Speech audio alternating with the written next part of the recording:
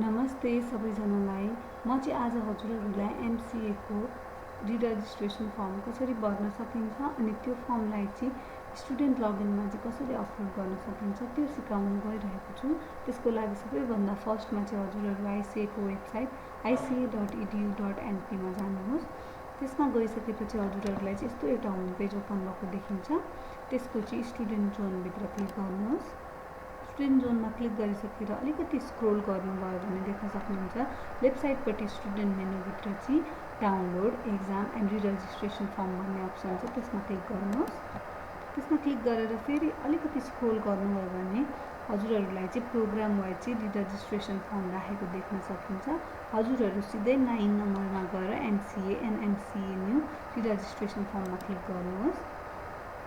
त्यो डाउनलोड भएको फर्मलाई फेरि क्लिक गर्नुभयो भने चाहिँ त्यो फर्म चाहिँ ओपन हुन्छ। यो फर्मलाई चाहिँ हजुरहरूले चाहिँ वर्डमा कन्भर्ट गरेर एडिट गरेर डिटेल राख्न पनि सक्नुहुन्छ, अथवा हजुरहरूले चाहिँ यो फर्मलाई चाहिँ प्रिन्ट गरेर ह्यान्ड रिटन फर्ममा लेखेर स्क्यान गरेर डकुमेन्ट बनाएर पनि राख्न सक्नुहुन्छ। सबैभन्दा फर्स्टमा चाहिँ हजुरहरूले चाहिँ MCA न्यूमा टिक लाउनु पर्यो।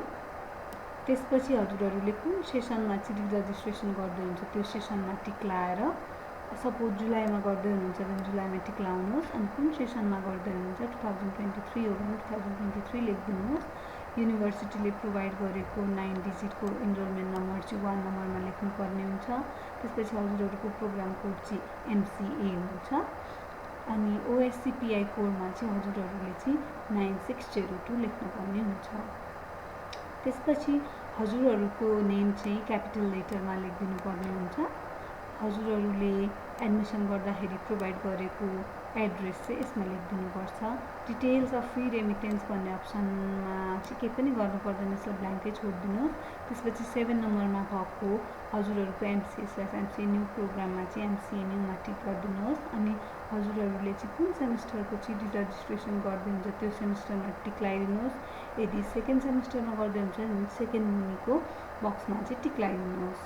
हजुरहरूले टिक लगाइसकेपछि अलिकति स्क्रोल गर्नुभयो भने रिरजिस्ट्रेसन फर्म भरेको डेट यहाँ लेखिदिनुहोस्, आफ्नो सिग्नेचर, आफ्नो इमेल एड्रेस, आफ्नो फोन नम्बर चाहिँ यसमा प्रोभाइड गरिदिनुहोस्। हजुरहरूले चाहिँ भरेको रिरजिस्ट्रेसन फर्म चाहिँ यस्तो देखिन्छ।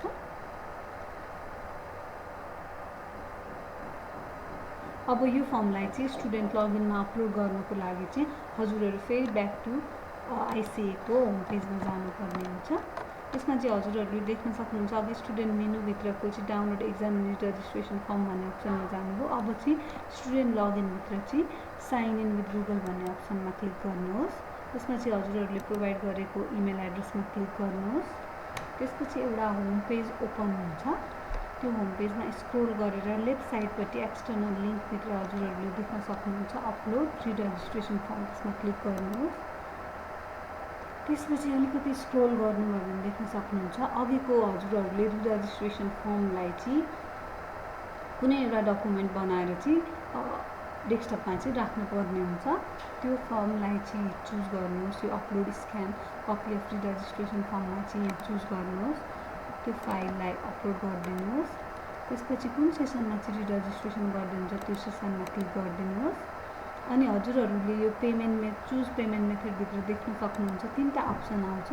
यो 3टा मध्येको हजुरहरूलाई जुन पेमेन्ट मेथड सजिलो लाग्छ त्यो पेमेन्ट मेथडमा चाहिँ पेमेन्ट गरेर चाहिँ हजुरहरूले चाहिँ आफ्नो रिरजिस्ट्रेसन फर्म चाहिँ अपलोड गर्न सक्नुहुन्छ।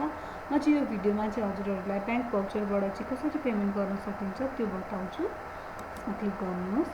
क्लिक गरिसकेपछि अघि जसरी हजुरहरूले रिरजिस्ट्रेसन फर्मलाई चाहिँ एउटा कुनै फाइल बनाएर राख्नुभएको थियो, यसलाई पनि हजुरले डिपोजिट गरेको पेमेन्ट स्लिपलाई पनि फाइल बनाएर राख्नुपर्छ, आइदर PDF अर JPG मा।